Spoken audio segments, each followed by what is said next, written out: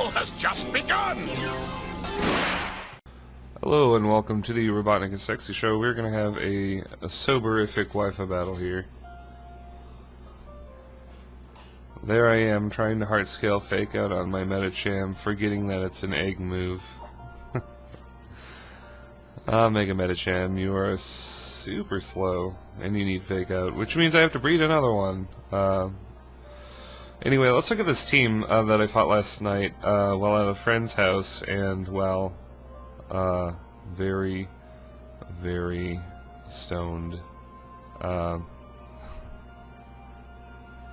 It's a rain team. There's a passerby guy.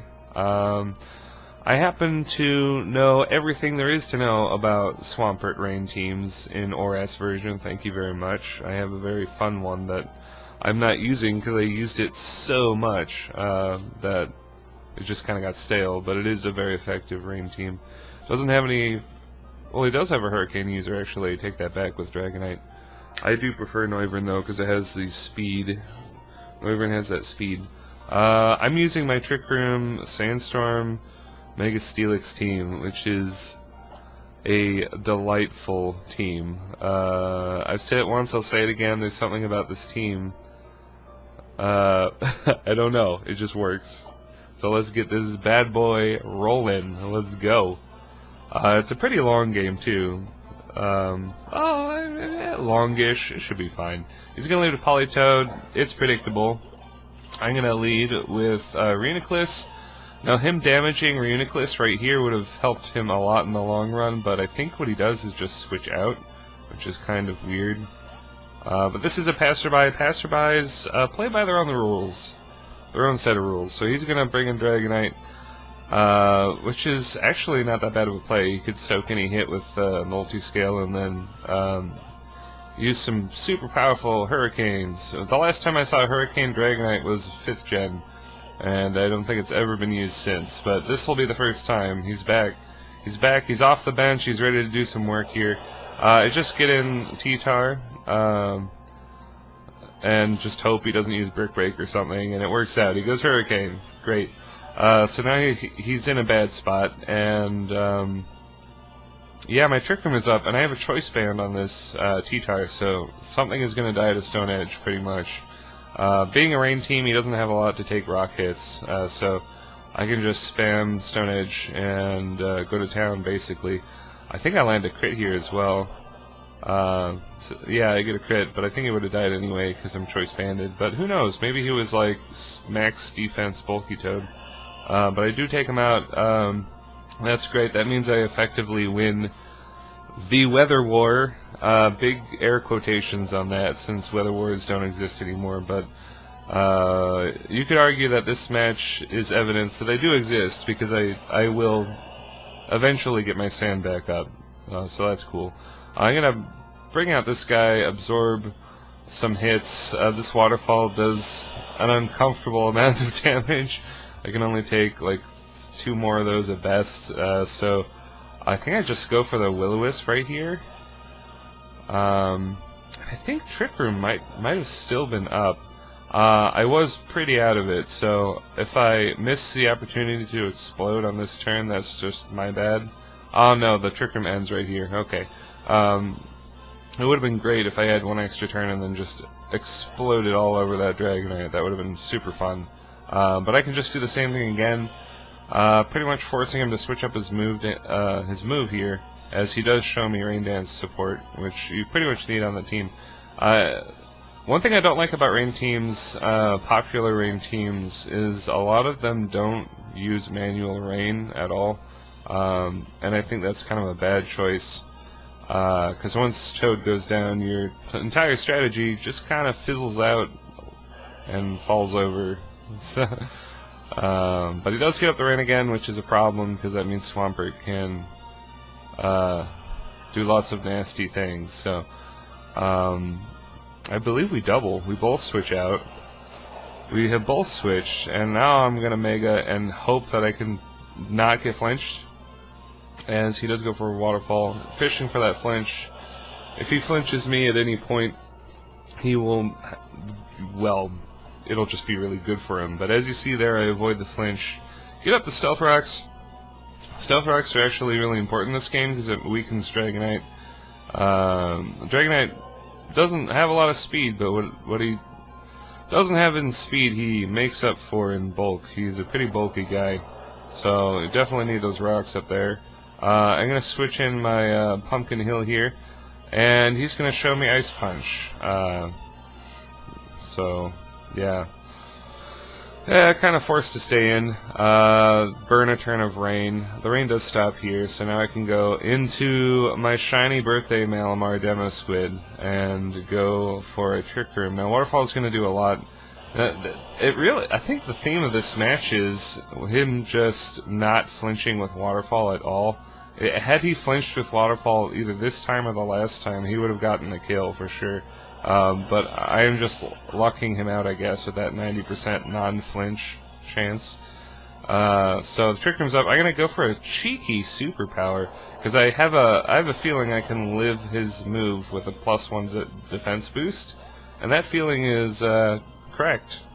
As I live, and now I can go for that Iron Ball Fling, and I am actually gonna get a critical hit.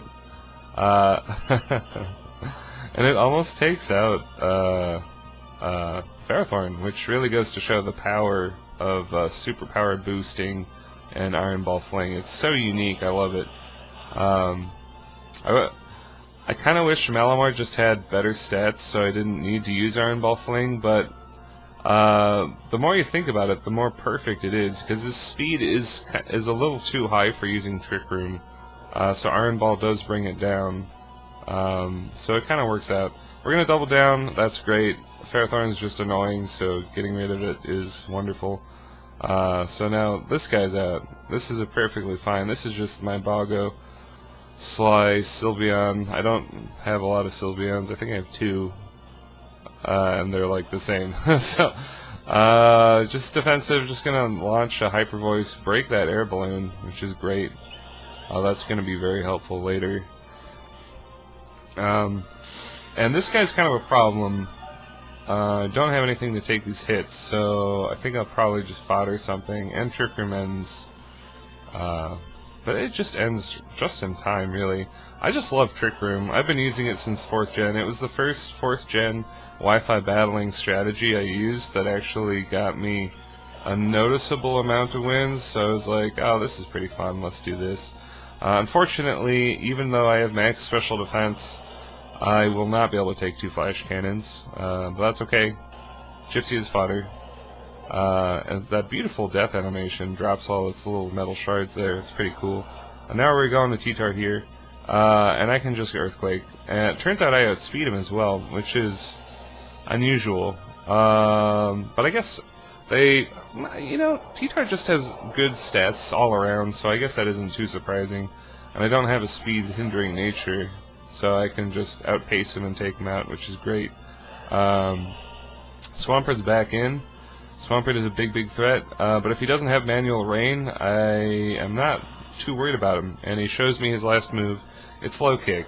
So T-Tar is down, but I got my sand up, and I don't know, like, he's gonna have to take a turn to get Rain up if he wants Rain.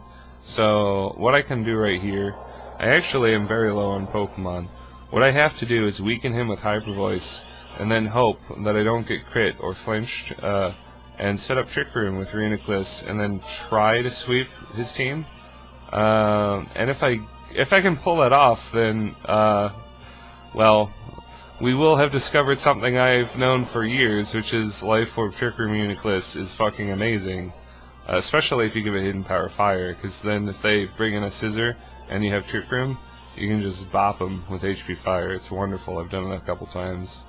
One of the better feelings. So we're going to have to cross our fingers here and hope I don't get flinched, and I do not. So yay! I effectively hacked out my opponent, I suppose. So now Bubble Boy is going to go to work. Yeah, take that. Get an unnecessary crit, so I guess I am hexing him. But that crit really didn't matter. And now Ludicolo is here. I know for a fact that Ludicolo has paper defenses, so I can just blow this guy out of the water. No pun intended. take him out. Kappa, perfect name for a Ludicolo. He's gone. And his only Pokemon left is Dragonite. And this is interesting, because he has Roost. So I'm going to use Psyshock, and it's just going to be shy of a KO. It just barely kills.